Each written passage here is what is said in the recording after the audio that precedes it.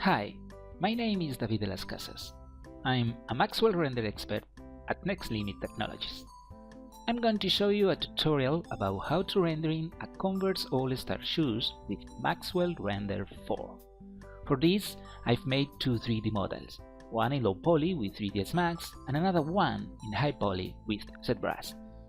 Let's go to start with 3ds Max. When I finished my model, I exported the object with GoZ to ZBrush. This is a tool that you can find in 3ds Max and makes a bridge between this software. When I open my model in ZBrush, I must model in a high poly from the initial object. ZBrush is a software where you can work like if you were playing with clay. It's easy and funny. You can make details like wrinkles and creases on your model, adding subdivision levels to the object.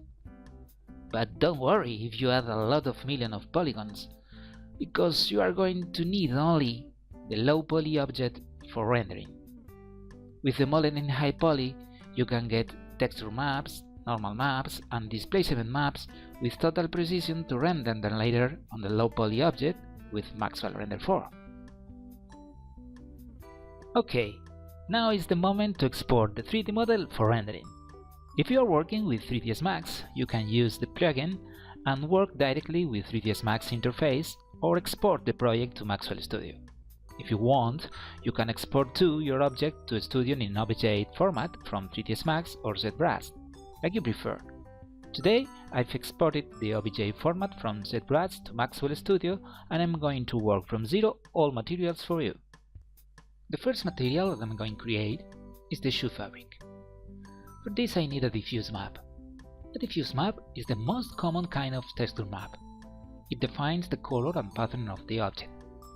UV mapping is the process of projecting a 2D image to a 3D model surface. The letters U and V denote the axes of the 2D texture because X, Y, and Z are used to denote the axes of the 3D object in the model space. When you have finished loading the diffuse map, you can make different previews of your material and check how the light falls on it. Maxwell Render offers you many different options for that. After, you can check how the material will be displayed on the 3D model. Drag your material to the object and place on it. And if you want to see the result on your 3D model, you can look for the option texture inside the display menu. Select it and turn the object in the workspace.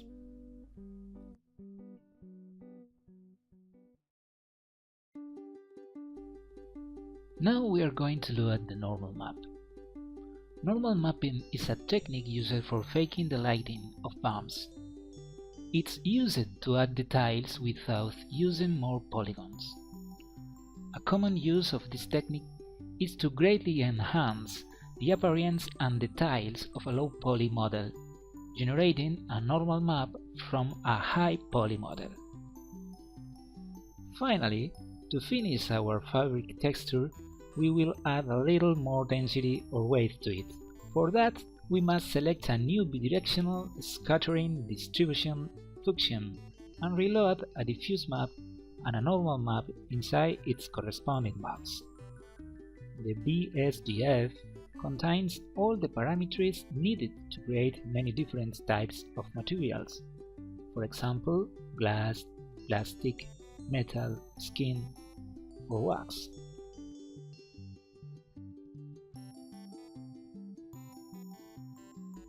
The most simple materials are created with one single BSDF, while others are a mix of several BSDFs, or even several layers containing several BSDFs.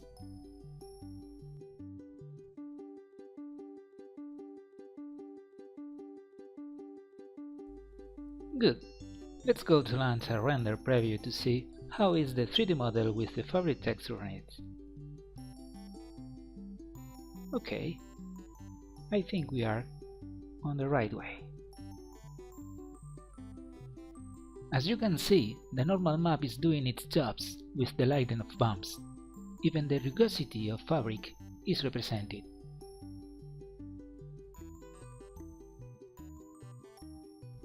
For other parts of fabric texture that we are going to use on the Converse All-Star, we must repeat the same process that we have just done. Of this way, we will put the texture on the model little by little.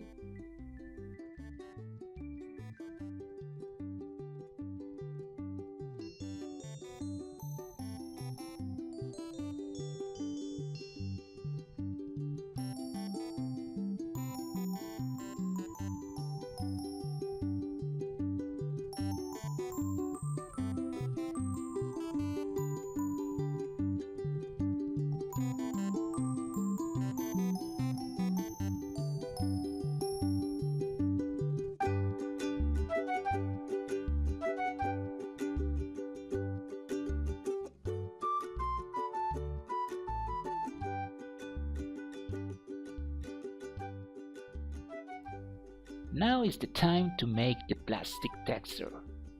The Converse All-Star has 3 different types of materials: fabric, plastic and metal. So really, we only need to configure each material once time, and then we will repeat each one of them for the different parts of our 3D model. The process for making the plastic will be similar to the texture fabric, but at this time we will add some brightness in the diffuse map. For me, it's very important to put a new name for all the materials that we are creating, to know at any time what part of our 3D object belongs to each one of them. I would like to explain you some basic concepts about the creation of materials in Maxwell. The reflectance of a material refers to how it reflects the light it receives at the surface. In other words, its surface color and intensity. They are defined by the reflectance 0 degrees, the color at front angles, and the reflectance 90 degrees, the color at glazing angles.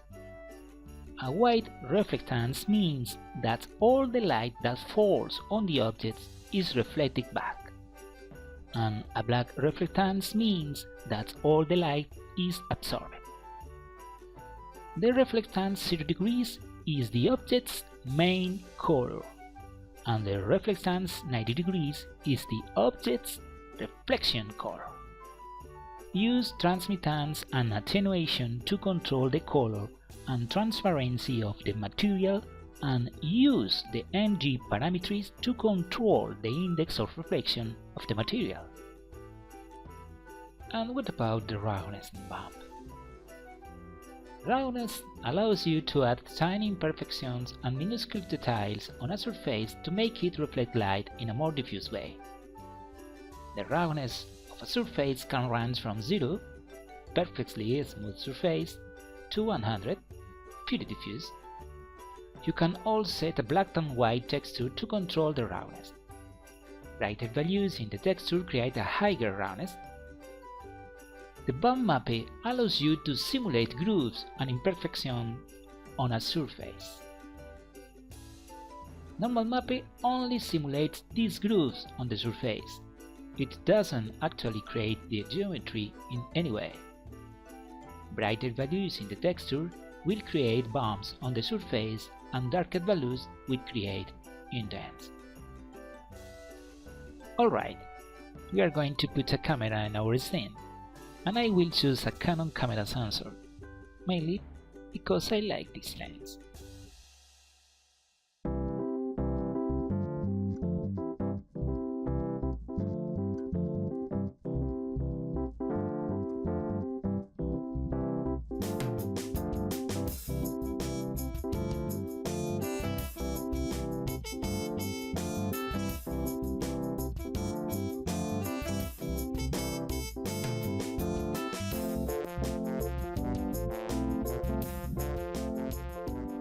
We are going to check now how the materials show on our 3D model, and for that we are going to launch a preview render.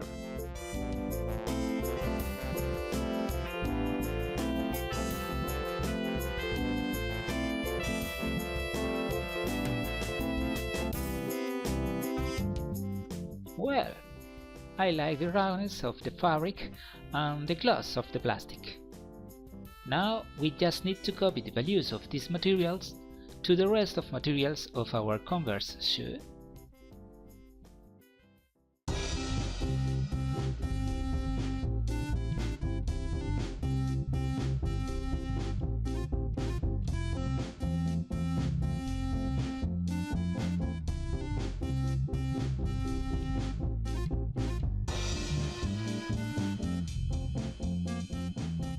When we have already made all the materials of our Converse All-Star, we must make the metallic material of the rings.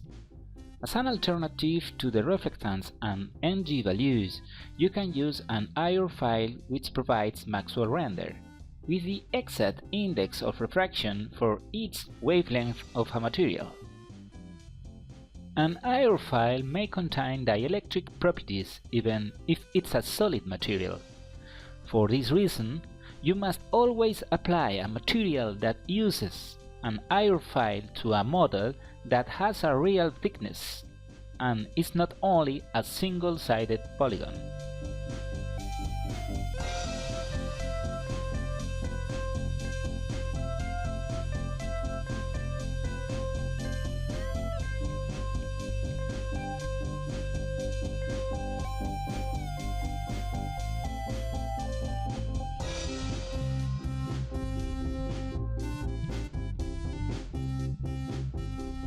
Surface properties as roughness and bump can still be changed with using IR files. Naturally, a BSDF with an IR file loaded can still be mixed with other regular BSDFs to create material variations.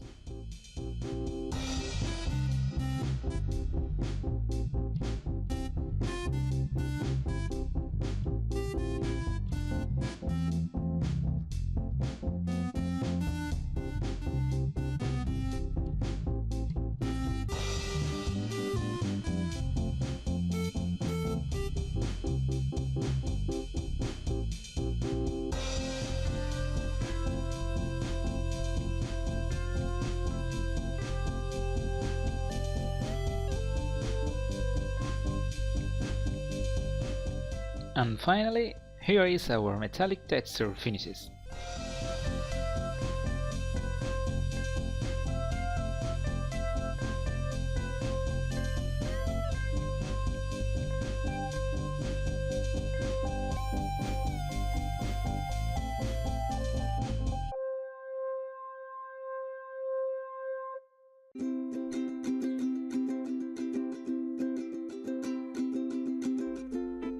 From this moment, we will prepare the final stain.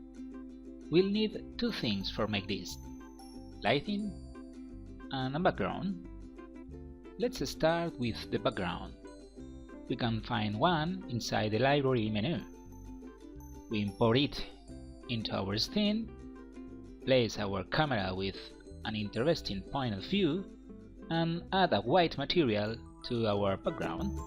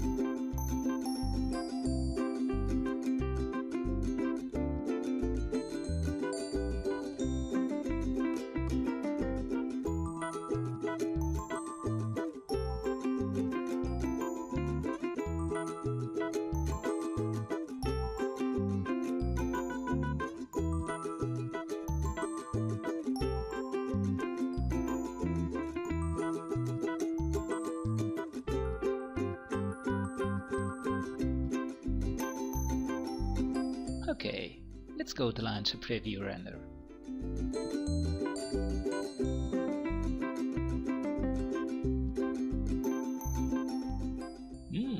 I really like it, but I think we could give more emphasis to our textures. For that, we will add a displacement layer to some of them. That sounds like a good idea, doesn't it? At least for me.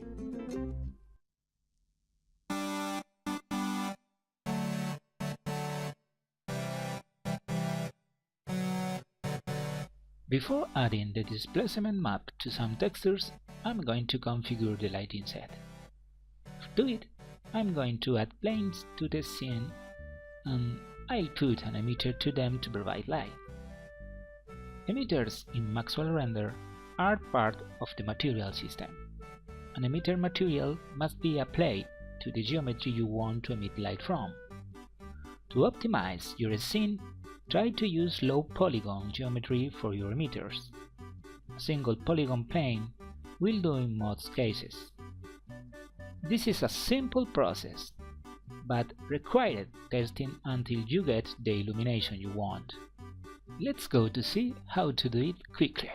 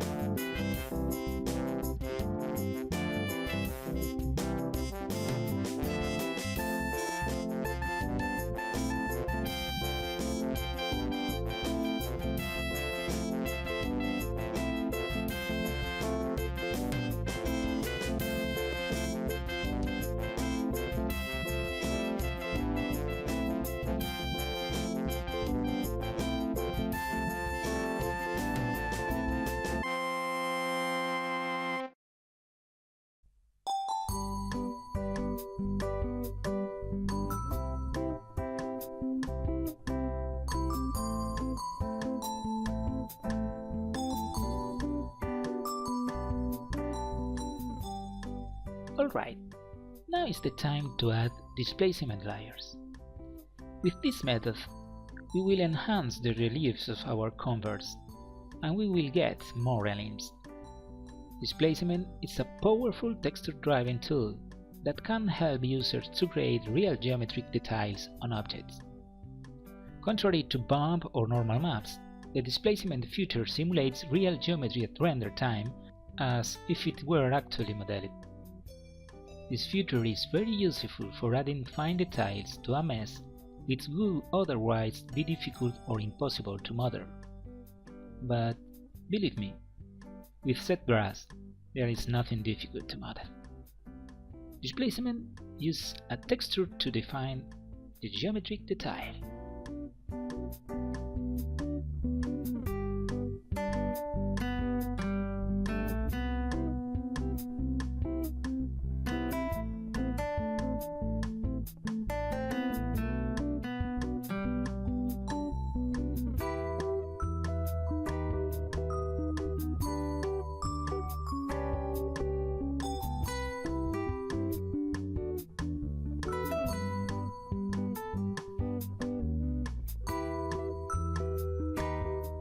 We will add displacement to our model for all textures, except for terrains. Let's go to see a preview render and check the difference.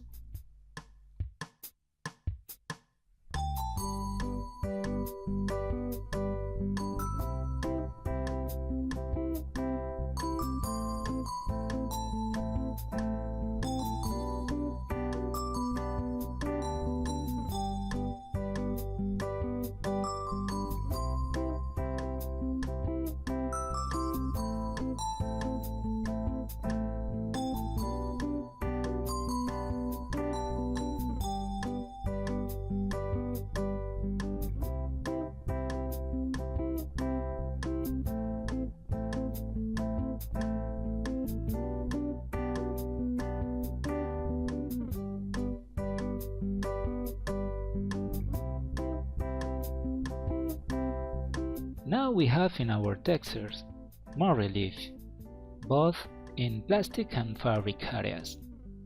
Everything looks more natural now.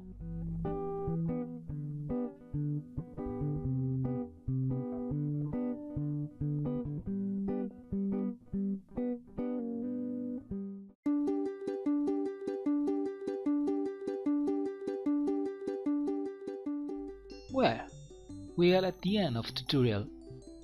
Now we just have to place the camera at an angle that we like, set the f-stop and shutter of camera parameters, and launch our render.